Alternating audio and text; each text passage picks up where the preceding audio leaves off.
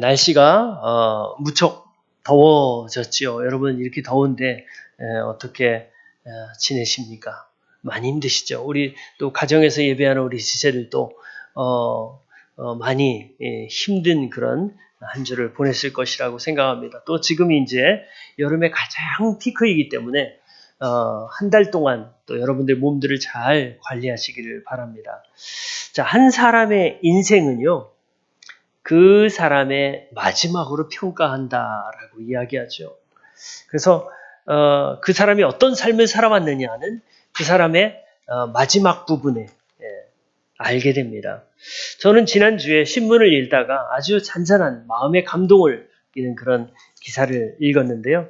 바로 카터 대통령에 관한 그런 기사였습니다. 카터 대통령은 지난주에 50년 된 가정집에서 살면서 75번째 결혼 기념일을 축하를 했습니다. 많은 사람들이 왔는데요. 약 350명의 아주 여러 사람들이 뭐 클린턴도 오고 펠로시, 터너 이런 유명한 그런 사람들이 카터의 집에 와서 함께 이제 결혼식 75주년을 기념했다고 합니다. 올해 카터 대통령은 96세이고요. 부인 로잘린 여사는 93세입니다. 근데 이제 카터 대통령은 1976년에 대통령 선거 그 대선에서 승리해서 39대 대통령을 지냈는데요. 4년 후에 공화당 소속의 로널드 레이건이라는 대통령에게 패해서 재선에는 실패했습니다. 하지만 미국 역사상 가장 또 빛나는 그런 대통령 중에 한 사람으로 기억이 됩니다. 그는 워싱턴 포스트 인터뷰에서 부자가 되는 것은 결코 내 야망이 아니다라고 인터뷰했다고 하죠. 대신에 저소득층들을 위해서 집을 짓는 일을 하고 있는데 바로 그게 헤비타트라는 거예요. 저도 헤비타트 회원이어서 매달 제가 헤비타트에 후원금을 냅니다. 그리고 또 실제 집 짓는 일도 가서 해봤습니다. 근데 저는 예전에 가서 하루 한번 해보고요. 너무 힘들어서 그다음부터는 갈 엄두가 나지를 않습니다. 제가 지붕 작업을 했는데 지붕에 떨어질까 무서워가지고 막 이렇게 근데 그 일을요 헤비타트를 할 때 그냥 뭐 이렇게 가서 할 수 있는 게 아니에요. 신청을 하고 가서 하루 종일 노가다를 하는데 내가 돈을 또 내야 돼요. 1인당 10,000원씩. 그래서 1인당 10,000원씩 우리 목사님들과 같이 가가지고 하루 종일 그것도 한여름에 땡볕에서 그렇게 일을 했던 그런 기억이 있는데요.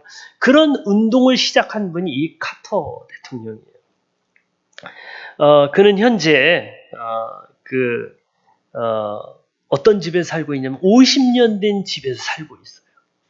그 집이 1961년에 지은 방 2개짜리 집인데요. 그 집에서 대통령이 되고 나서 대통령 퇴임하고 나서 자기가 살던 고향집으로 돌아왔는데 그 집이 1961년도에 방 2개짜리 있는 그 집이에요. 근데 그 거래 사이트에서 보니까 그 집이 현재는 2억 5천만 원의 가치가 있는데요. 미국의 집값 평균으로 따질 때 굉장히 낮은 가격의 그런 집이라고 합니다. 지금 농장주택인데요. 그는 지금도 그 농장주택에서 행복하게 살고 있어요. 부인과 함께. 근데 그가 과거에 대통령이었나? 라는 것들을 찾아볼 수가 없어요. 단지 찾아볼 과거의 대통령이었다는 것을 알 수 있는 것은 그 비밀 경호국에서 나온 경호원들이 단지 몇 발짝 떨어져서 그 뒤를 걷고 있는 것을 통해서 그가 과거의 대통령이었다는 것을 알 수 있습니다. 근데 이제 이 며칠 전에 그 75주년 결혼 그 기념일에서 카터가 그 로잘린 여사에게 이런 말을 했다고 그래요. 내게 꼭 맞는 여성이 되줘서 특별한 감사를 표하고 싶습니다. 정말 많이 사랑합니다. 라고 얘기를 했습니다. 이에 로잘린 여사는 이렇게 대답을 했습니다. 어렸을 때 남학생들에게 관심이 없어서 결혼은 생각도 안 했는데 지미 카터가 나타났고 내 인생은 모험이 됐다. 라고 하면서 주변에 많은 사람들에게 그 웃음을 주었다고 합니다. 이 카터는요, 사실은 진실한 신앙인이었습니다. 지금도 진실한 신앙인의 모습을 보여주죠. 그는 정말 자기의 믿음을, 자기의 신앙을 삶으로 보여주는 몇 안 되는 그런 사람이다라고 사람들이 평가합니다. 여러분, 기독교 신앙에서 가장 중요한 주제가 무엇일까요? 가장 중요한 주제는 바로 믿음입니다. 구원도 바로 믿음으로 받지요. 구원 없는 그런 믿음은 있을 수가 없지요. 그래서 구원 얻는 믿음, 이 믿음은 우리 기독교 신앙에서 가장 중요한 주제예요. 그런데 또 동시에 믿음의 삶도 있습니다. 구원 얻는 믿음이 있다면 믿음의 삶도 있다는 거예요.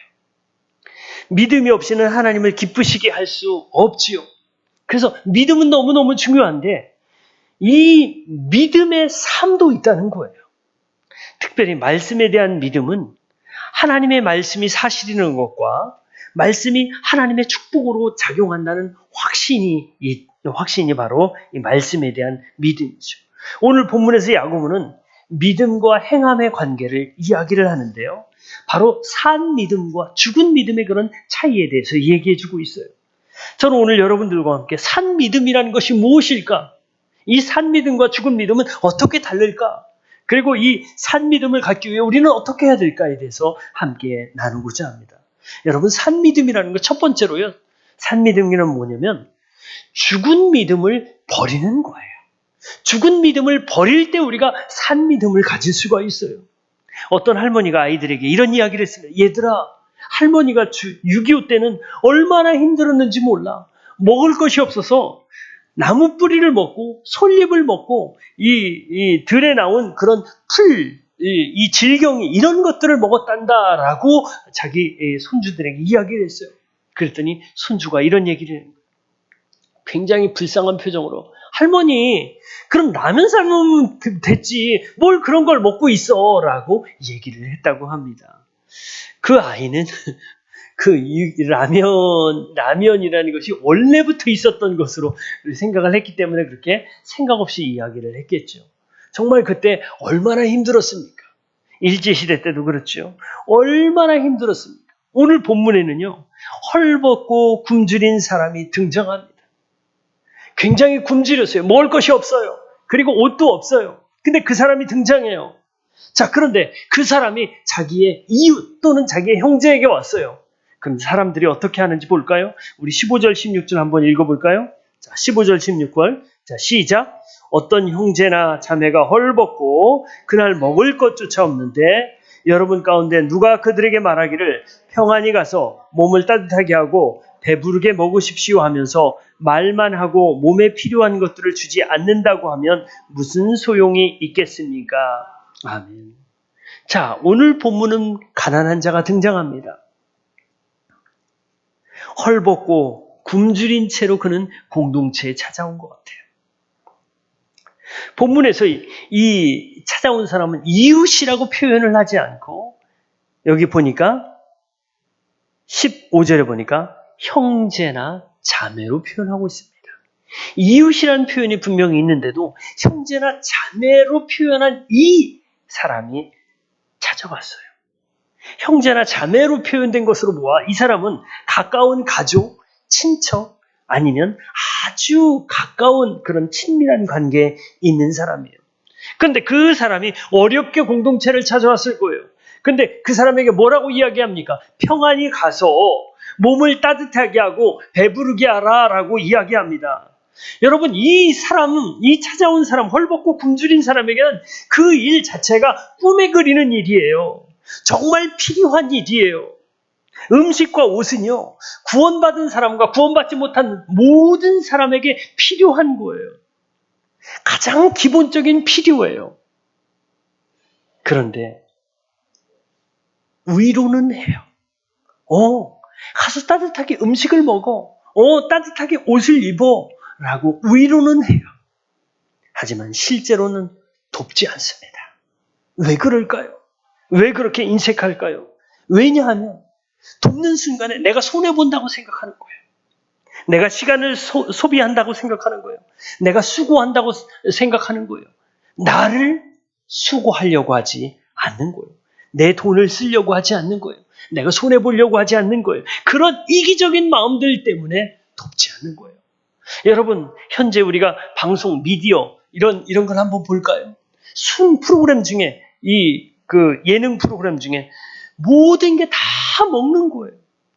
그리고 어디서 묵을까? 어디서 재밌게 놀까? 이런 거예요. 무엇을 먹을까? 무엇을 마실까? 무엇을 입을까? 어떤 집을 살까? 어떤 차를 살까? 이런 것들에 온통 집중되어 있지 않습니까? 다른 사람들의 먹고 사는 문제, 다른 사람들의 필요, 이웃들의 필요, 이런 것들에게 관심을 가지지 않잖아요. 여러분, 우리 성도들, 우리 지체들 가운데, 여러분, 우리 교회의 다른 지체들의 삶에 대해서 관심 가지고 있는 사람들이 있나요? 저는 매일 저의 삶을 밴드에 매일 올립니다. 월요일부터 금요일까지 하루도 안 빼고 저의 삶을 올려요. 여러분, 목사가 어떻게 사는지 관심 가지고 있나요? 근데 밴드에 보면 거의 하루에 10분 정도가 들어와서 강 목사는 이렇게 살고 있구나. 우리 가운데 기도할 제목이 이러구나. 우리 지체들 가운데 이 사람이 지금 힘들구나. 이런 것들을 밴드를 통해서 알 수 있는데 그 중에 대부분의 사람들은 밴드에 들어오지 않고 다른 사람들의 삶에 대해서, 필요에 대해서 인색해요. 여러분, 우리는요, 말만, 저는 예수님을 믿습니다. 저는 우리 공동체 사랑합니다. 우리 LPC 교회 지체들 사랑합니다. 라고 이야기하면서 밴드에 한 번도 안 들어와가지고 다른 지체들 어떻게 사는지 관심을 가지지 않는다면 그거는 여기에 나오는 입술로, 따뜻하게 하세요. 그냥 그렇게 하세요. 라는 것과 다를 바가 없습니다. 여러분, 우리가 정말 우리 지체들에게 관심을 가진다면 밴드에 들어와서 다른 우리의 기도의 제목이 뭔가 살펴보고 우리가 다른 지체들이 지금 어떤 어려움을 겪고 있는지 살펴봐야 되는 거예요. 지난주에 산책하고 있는데 어울림교회 우리 임원빈 목사님이 전화를 했어요. 목사님, 다음 주에 목사님 혹시 시간 됩니까? 왜요? 저희 교회에 내부 수리를 하려고 하는데 혹시 목사님 와서 도와줄 수 있습니까? 여러분, 우리 이 어울림교회 임원빈 목사님은 제 직속 후배예요. 학부 MDB 다 제 직속 후배예요. 그것도 한참 후배예요. 근데 우리 이 후배 목사님이 한참 선배님한테 목사님 와가지고 우리 교회 내부 수리하는데 와가지고 일 좀 해주세요라는 얘기예요. 근데 저는 그 얘기를 듣는데 너무 기쁜 거예요. 우리 후배 목사님이 저를 너무 어렵지 않게 그렇게 도움을 요청하는 그런 사람으로 제가 인식되는구나 생각하고 너무 마음이 기쁜 거예요. 그래가지고 영어 표현으로는 I'm willing to. 그래가지고 우리 임 목사님에게 목사님 나 시간 되지. 불러주기만 하면 난 가지. 얘기를 한 거예요. 그랬더니 제가 이제 스케줄을 맞춰보니까 다른 날보다는 이제 화요일 날 제가 시간 되는 거예요. 목사님 나 화요일 날 시간 돼요. 아침부터 저녁까지 내가 다 할 수 있어요. 라고 얘기했더니 우리 임 목사님 너무 기뻐하면서 목사님 너무 감사해요. 근데 가만히 생각하면 우리 임 목사님의 입장에서 생각하면 제가 선배 한참 선배인데 그것도 거의 한 10년 가까이 제가 선배 될 거예요. 그런데 10년 가까이 된 그런 선배에게 우리 교회에 와가지고 그날 공사하는데 짐도 들어주고 옆에서 도와주고 이걸 해주세요라고 사실 그렇게 이야기하는 게 쉬운가요? 쉬운 게 아니에요. 결코 쉽지 않아요. 누구에게 도움을 요청하는 쉽지 않아요. 그런데 그런 것들을 이렇게 할 때의 마음은 어떻겠어요? 굉장히 미안한 마음일 거예요. 그리고 막 어려운 마음일 거예요. 근데 그런 마음을 가지고 온 거예요. 요청한 거예요. 저는 그때 그런 주님의 마음이 생각이 났어요. 그래서 목사님에게 그럼요. 제가 가서 하죠. 라고 그렇게 했던 거예요. 여러분, 이 죽은 믿음에 가진 사람들의 특징은 어떤 것이냐? 죽은 믿음에 가진 사람의 특징, 옳은 얘기들을 많이 해요. 몸을 따뜻하게 하면 되지. 음식 먹으면 되지라고 옳은 이야기를 많이 해요. 하지만 옳은 이야기들을 많이 하지만 실제 그것을 행하지 않습니다. 이게 죽은 믿음의 특징이에요. 그래서 우리는 죽은 믿음을 버려야 되는 거예요. 예수님은 나더러 주여 주여 하는 자마다 다 천국에 들어갈 것이 아니다라고 이야기합니다. 말로만 하는 사람, 말로만 돕는 사람은, 그런 사람은 하나님 나라에 합당하지 않다는 거예요. 이 죽은 믿음 우리는 다 버려야 됩니다. 실제로 우리의 돈을 투자하고 우리의 시간을 투자하고 우리의 노력을 투자해서 다른 사람을 돕는 일이 산 믿음입니다. 그래서 우리 가운데 있는 죽은 믿음을 오늘부터 하나씩 버려나가는 저와 여러분들 되기를 바랍니다. 자, 두 번째로 산 믿음은요. 어떤 믿음이냐면 보여주는 믿음이에요. 보여주는 믿음. 믿음은 우리 마음 안에 있잖아요. 우리 마음에 있는데 그 마음 안에 있는 걸 어떻게 보여줄 수 있나요? 어떻게 보여줄 수 있나요? 우리 18절, 19절 우리 다 같이 한번 읽어볼까요? 시작. 어떤 사람은 이렇게 말할 것입니다. 너에게는 믿음이 있고 나에게는 행함이 있다. 행함이 없는 너의 믿음을 나에게 보여라. 그리하면 나는 행함으로 나의 믿음을 너에게 보이겠다. 그대는 하나님께서 한 분이심을 믿고 있습니다. 잘하는 일입니다. 그런데 귀신들도 그렇게 믿고 떱니다. 여러분, 야고보는 귀신을 등장시켜서 독자들에게 충격을 줍니다. 귀신들도 뭘 아냐? 하나님은 한 분 하나님이라는 걸 안다는 거예요. 그런데 하나님이 한 분 하나님이라는 걸 모르는 사람들도 있죠. 우리 주변에. 하나님이 한 분 하나님, 하나님이 전능하신 하나님인 걸 모르는 사람들도 있어요. 그런 사람들을 뭐라고 하는지 아세요? 여러분, 그런 사람들 이렇게 이야기합니다. 에이, 귀신만도 못한 인간. 이렇게 이야기를 해요. 왜냐하면 귀신들도 하나님이 한 분이신 걸 아는데 그 사실을 모르는 사람이기 때문에 귀신만도 못한 사람이에요. 자, 심지어 귀신은요, 하나님이 한 분이신 것뿐만 아니라 예수님이 하나님의 아들이신 것도 알아요. 그래서 마가복음 3장에 보면 지극히 높으신 하나님의 아들이여 라고 고백하는 장면이 성경에 나옵니다. 야고보는 여기에서 여러분 귀신들과 다른 믿음을 보여주세요 라고 이야기하고 있어요. 그게 뭐냐? 그게 행함 있는 믿음을 밖으로 보이라는 거예요. 그게 바로 귀신과 다르다는 거예요. 지난번에 안산에 안산 만낙교회를 탐방 갔어요. 명 목사님과 함께 탐방 가서 인터뷰를 했어요. 근데 이 김영길 목사님이란 분이 담임 목사님이신데 30년 동안 거기서 목회를 하셨어요. 근데 목회를 너무 잘하시는 거예요. 교회 건물도 굉장히, 교회 건물이 우리 이 빌딩 같은 그런 건물이지만 교회가 얼마나 아기자기하고 정말 안산에서 정말 선한 영향력을 끼치는 그런 교회더라고요. 근데 이 김영길 목사님의 이야기를 들으면서 너무 빵 터졌어요. 이분이 처음에 이제 해군 하사관으로 입대를 했어요. 근데 해군 하사관으로 입대를 했는데 허리가 너무 아픈 거예요. 이 허리가 너무 아파가지고 가방을 들 수 없을 정도예요. 이 젊은 군인이 가방을 들 수 없다는 건 끝난 거 아니에요?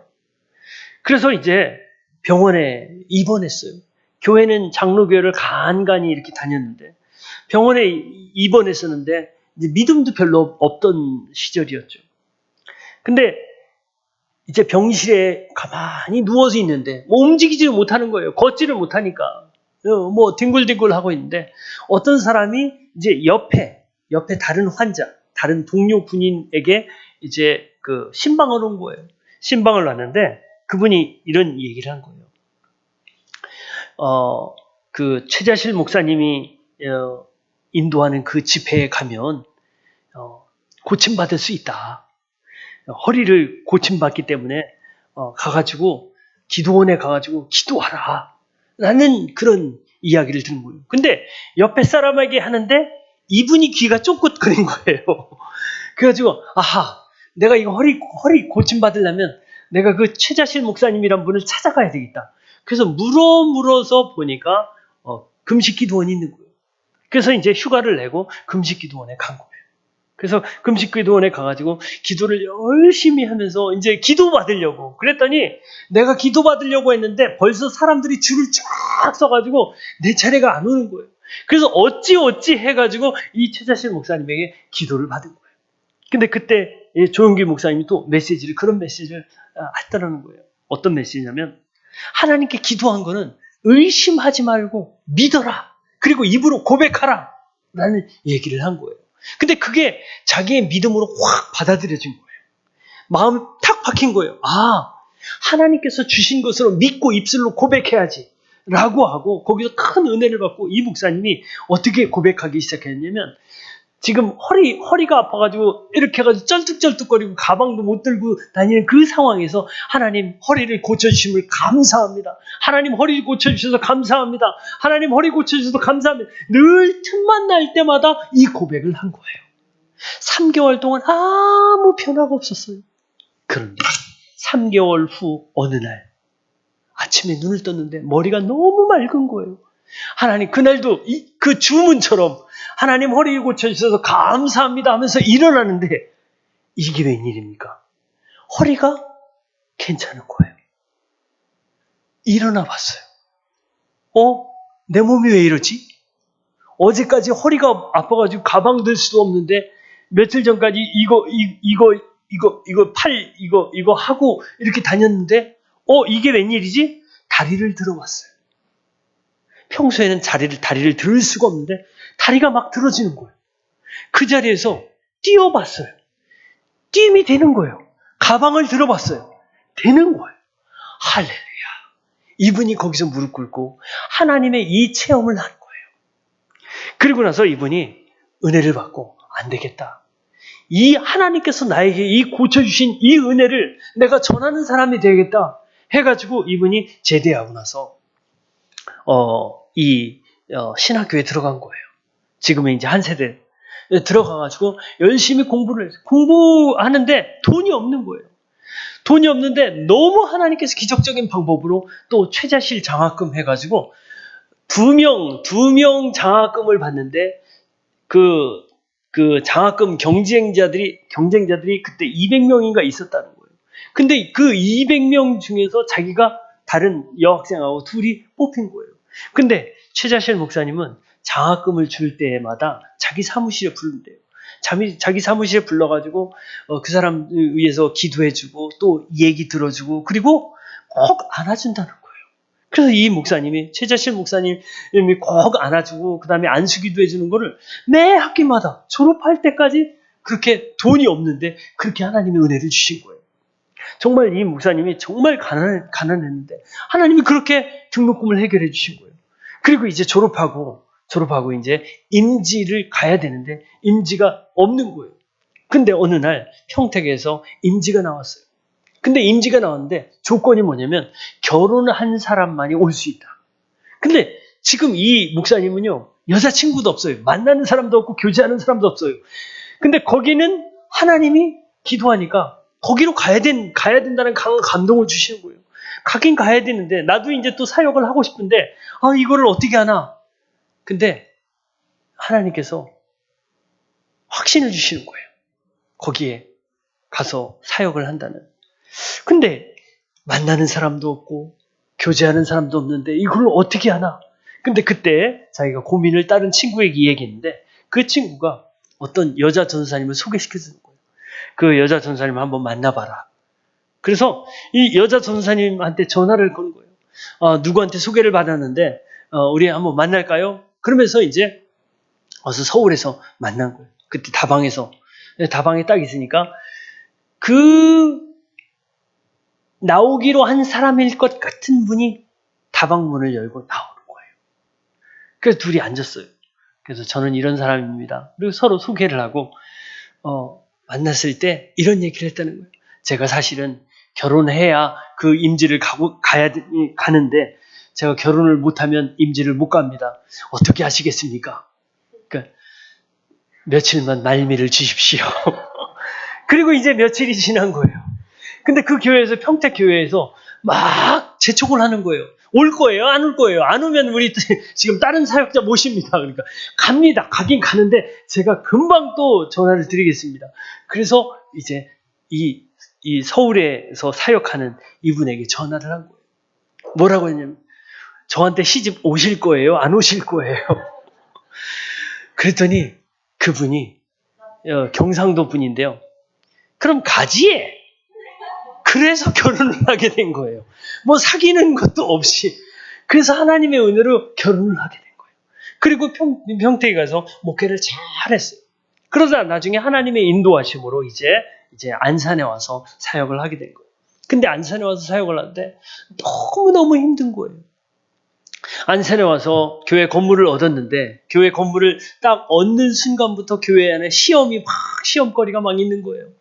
어떤 시험거리가 있냐면 목사님이 교회 재정을 함부로 다 마음대로 쓰고 그 다음에 교인들 다 돈 홀라당 빼간다라는 그런 소문이 막 이렇게, 그리고 목사님이 자기가 너무 독재적으로 한다라는 그런 소문이 막 퍼지면서 성도들이 막 떠나는 거예요. 한 사람씩 두 사람씩 막 떠나면서 그 교회가 꽉 찼던 교회가 절반 다 확 다 나간 거예요. 근데 그때 당시에 목사님의 심정이 그랬다고 그래요. 교회 건물은 막 얻어서 이제 이자 막 나가고 하는 그런 상황에서 교인들이 다 빠져나가니까 그 감당하기가 너무 힘든 거예요. 근데 목사님의 솔직한 심정은 아침에 눈을 뜨고 싶지가 않다래요. 자, 이제 그런 상황에서 이 목사님이 그럼에도 불구하고 남아있는 성도들을 목양하고 하나님께서 내게 주신 사역을 감당해야 된다는 그 믿음 하나를 계속 하나님께 보여드린 거예요. 세상의 그런 어떤 원리에 따라서 움직이는 게 아니라 진짜 하나님께 믿음을 보여드려야 된다. 하나님이 지금 나를 지금 테스트하고 계시다라는 그 마음 가지고 하나님께 믿음을 보여드리자. 내가 하나님을 배반하지 않고 인간적인 세속적인 방법으로 안 하고 내가 여기서 기도를 하고 하나님의 방법으로 한다는 그 믿음을 보여드린 거예요. 근데요, 하나님께서 놀라운 방법으로 회복시키십니다. 하나님께서 이 모양 저 모양으로 다시 교회를 일으키시는 거예요. 나갔던 사람들이 아니라 이제 새로운 사람들, 그리고 새롭게 전도되었던 사람들을 통해서 이제 교회가 다시 일어서게 되는 거예요. 그리고 지금의 안산 만나교회가 된 거예요. 지금은요, 거기에서 30년 동안 있으니까 지난번에 전사님을 만났는데 그 교회 전사님이 그 교회 3살 때 왔어요. 3살 때 와가지고 3살 때부터 막 자라서 지금 백석 신대원 지금 2학년인가 3학년인가 되고, 그 결혼한 그 자매도 지금 사모님이죠. 결혼한 자매도 어렸을 때 아주 아기 때 와가지고 이 전사님하고 그 교회에서 만나서 결혼한 거예요. 여러분 얼마나 아름답습니까? 자, 하나님께 믿음을 보여드리면요, 마음을 보여드리면 하나님께서 그 은혜를 주시는 거예요. 믿음을 보여드리면 우리가 손해볼 것 같죠? 믿음을 보여드리는 일들이 괴로울 것 같죠? 아니에요. 그 순간에 몸은 괴로울 수 있겠죠. 하지만 사실은 결국 하나님께서 그 모든 것들을 이끄시는 거예요. 여러분, 그래서 우리는 어떻게 우리의 믿음을 보여드릴 수 있을까요? 어떻게 우리는 믿음을 보여드릴 수 있을까요? 바로 우리 안에 내주하시는 성령님의 그 역사들이 더 많아질 수 있도록 우리가 그 성령님께 순종하는 거예요. 성령님께서 우리의 마음을 지배하시고 성령님께서 우리의 삶을 지배하시도록 우리 자신을 내어드리는 거예요. 그럴 때 성령님께서 우리 안에서 선한 일을 행하십니다. 그게 바로 성령님께 우리를 내드리고 믿음을 보여드리는 거예요. 제가 이제 8월 1일 날 하브르타 세미나를, 우리 조천동에 있는 분들을 위해서 하브르타 세미나를 계획했는데, 왜 그렇게 계획했냐면 기도하는 가운데 하나님께서 제가 전도에 그런 마음을 주시는 거예요. 하나님, 이 전도를 어떻게 할까요? 이 땡볕에 나가가지고 이렇게 요새는 교회 교자만 들어서 사람들이 알레르기 반응을 일으켜가지고 막 도망가는, 그리고 이 코로나 바이러스의 온상이 교회로 생각하는데 어떻게 할까요? 근데 하나님이 제게 지혜를 주시는 거예요. 너 잘하는 거 있잖아. 하브르타 세미나 잘하는 거 있잖아. 아, 이거를 어떻게 할까요? 이거를 홍보를 하면 되지. 그런 마음을 주시는 거예요. 그래서 그래, 내가 죽이 되든 밥이 되든 내가 잘하는 거를 한번 가지고 영혼들 구원하는 거, 제자 세우는 거, 다음 세대 신앙 전수하는 거, 이거 한번 해보자 라고 생각해서 제가 어제 하루 종일 디자인을 도한 이걸 제가 하고요. 그 다음에 어제 그냥 바로 올렸어요. 바로 안 올리면 제 마음이 변할 것 같아서, 제가 게을릴 것 같아서, 하나님께 믿음을 못 보여드릴 것 같아가지고 바로 올렸어요. 그리고 막 여기저기 이렇게 올린 거예요. 그래서 제가 이제 하브르타 세미나를 올린 거예요. 여러분, 그리스도인이라는 것은요, 예수님을 믿는 것, 그리스도를 신뢰하는 것만 있는 게 아니에요. 그리스도를 믿는다는 것은 그리스도를 신뢰하는 것과 더불어서 그리스도를 위해 사는 삶, 두 가지를 다 포함하는 거예요. 두 가지 중에 하나만 빠져도요, 그것도 하나만 빠진 것은 잘못된 믿음이에요. 그래서 우리는 우리의 신앙 고백의 삶을 보여야 되는 거예요. 여러분, 예수님은 말씀대로 행하시고 행하신 대로 말씀하셨어요. 우리도 그 예수님을 따라서 우리의 믿음을 보여드리는 우리의 삶이 되어야 됩니다. 산 믿음 세 번째는요, 바로 순종하는 믿음입니다. 우리가 죽은 믿음을 버렸어요. 그리고 우리의 믿음을 보였어요. 믿음을 어떻게 보일까요? 순종으로 우리의 믿음을 보이는 거예요. 예전에 어떤 광고를 기억하는데요. 사랑은 움직이는 거야 라고 광고에 나왔어요. 거기서 사랑은 움직이는 거야 라고 했을 때 그 광고의 의미는 움직임의 대상이 바뀐다는 그런 말이에요. 하지만 제가 말씀드린 움직인다는 것은 뭐냐면 행동하는 거예요. 그 행동을 무엇으로? 순종으로 행동하는 거예요. 어떻게 행동하는지 20절에서 23절까지 한번 다 같이 읽어볼까요? 시작. 아, 어리석은 사람이여, 그대는 행함이 없는 믿음은 쓸모가 없다는 것을 알고 싶습니까? 우리 조상 아브라함이 자기 아들 이삭을 제단에 바치고서 행함으로 이롭게 된 것은 아닙니까? 그대가 보는 대로 믿음이 그의 행함과 함께 작용을 한 것입니다. 그러므로 행함으로 믿음이 완전하게 되었습니다. 아멘. 아브라함의 믿음은요, 어떤 믿음이었나요? 아들 이삭을 바치라고 했을 때 아들 이삭을 제단에 바쳤습니다. 아들 이삭을 제단에 바쳤어요. 3일 동안 아브라함은 결정할 수 있는 시간이 있었어요. 집으로 돌아갈까? 아니면 다른 곳으로 갈까? 3일 동안 결정할 시간이 있었어요. 하지만 결국 아브라함은 순종했습니다. 왜요? 하나님을 신뢰했기 때문에 그렇습니다. 하나님을 신뢰했기 때문에 이삭을 그렇게 바칠 수 있었던 거예요. 히브리서 11장에 믿음의 장이라고 나오는데 거기 나오는 사람들의 공통점이 무엇일까요? 거기 나오는 사람들의 공통점은 기꺼이 순종한다는 거예요.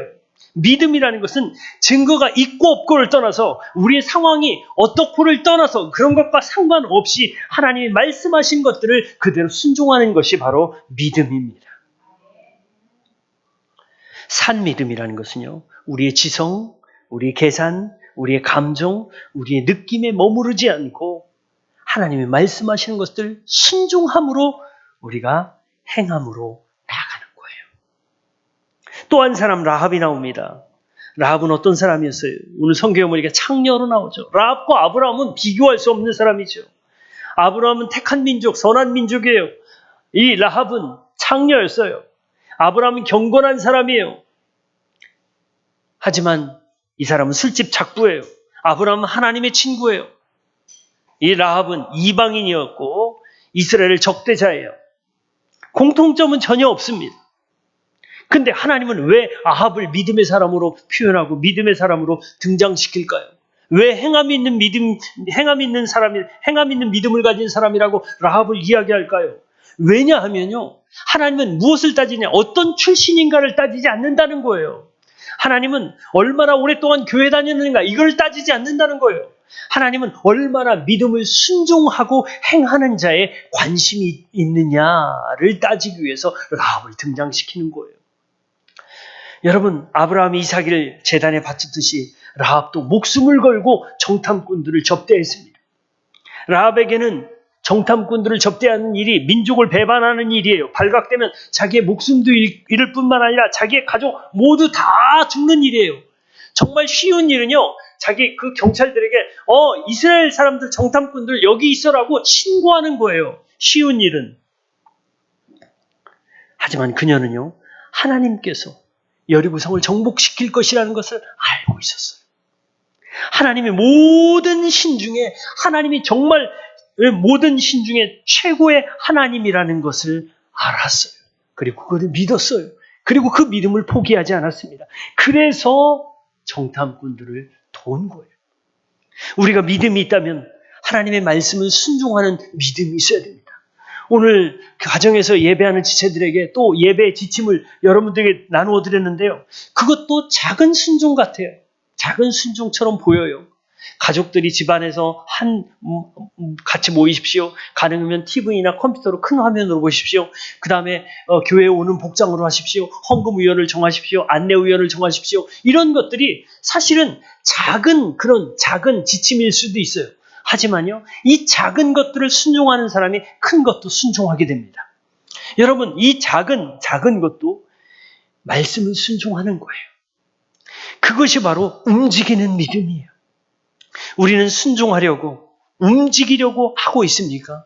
아니면 주님의 말씀을 지켜보려고만 하고 있습니까? 우리는 실천해 보려고 합니까? 아니면 우리는 가만히 앉아서 구경만 하려고 합니까? 하나님이 우리 마음에 들려주시지만, 순종할 거리를 들려주시지만, 순종할 거리를 알려주시지만 우리는 순종하고 있나요? 아니면 순종하지 않고 있나요? 사랑하는 성도 여러분, 귀신들도 하나님의 한 분이심을 알고 그리스도께서 하나님의 아들이신 것을 압니다.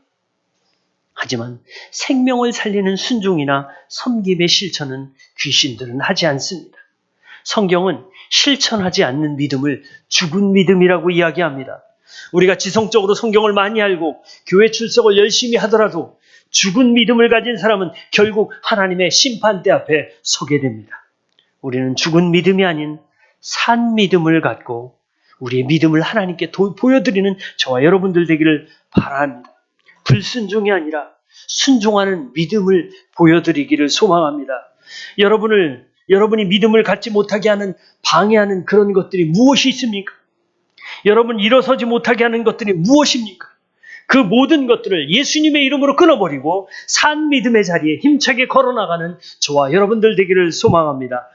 제가 기도하고 우리 함께 이 시간 우리 함께 합심해서 기도하기를 소망합니다. 여러분 산 믿음 오늘 무엇인가를 보았습니다. 산 믿음이라는 것은 죽은 믿음을 버리는 것이고 또 보여주는 믿음을 갖는 것이고 순종하는 믿음을 갖는 것이라고 오늘 말씀을 드렸는데, 지금까지 우리의 믿음은 산 믿음이었나 죽은 믿음이었는가를 살펴보면서 하나님, 지금까지 죽은 믿음이었던 것을 용서해 주시고 이제 산 믿음, 움직이는 믿음, 행동하는 믿음, 순종하는 믿음, 보여드리는 믿음을 갖게 하여 주시옵소서라고 우리 함께 합심해서 기도하겠습니다.